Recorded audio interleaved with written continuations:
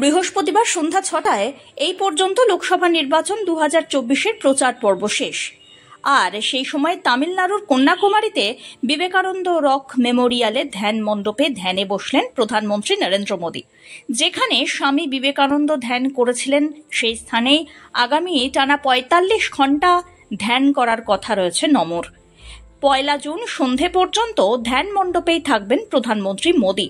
এদিন সন্ধ্যায় লোকসভা নির্বাচনের প্রচার পর্ব শেষ হওয়ার পর কেরলের তিরুবনন্তপুরম থেকে হেলিকপ্টার করে কন্যাকুমারীতে পৌঁছন প্রধানমন্ত্রী নরেন্দ্র মোদী।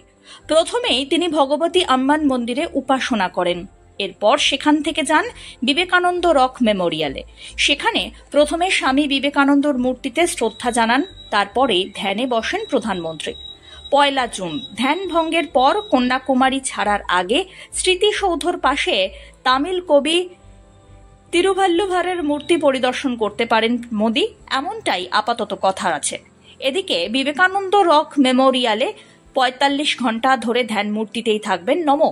তাই এই স্মৃতিসৌধকে ঘিরে ভারী নিরাপত্তার ব্যবস্থা হয়েছে। মোদী যতক্ষণ সেখানে থাকবেন প্রায় ২০০০ পুলিশ কর্মী অষ্টপ্রহর পাহারা দেবে সেখানে। সমুদ্র থেকেও জোরদার চলবে নজরদারি। ভারতীয় উপকূলরক্ষী বাহিনী এবং ভারতীয় নৌবাহিনীও থাকছে সেইখানে।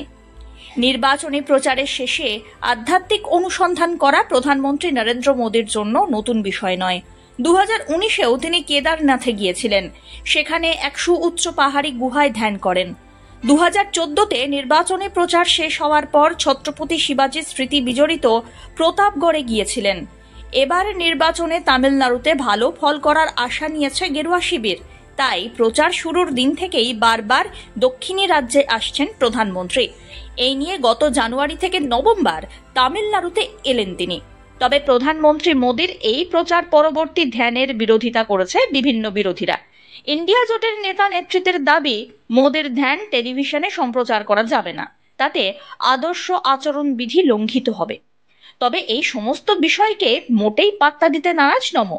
আপাতত তিনি ভালো ফল তথা হ্যাট্রিকের আশাতেই রইলেন ধ্যানে।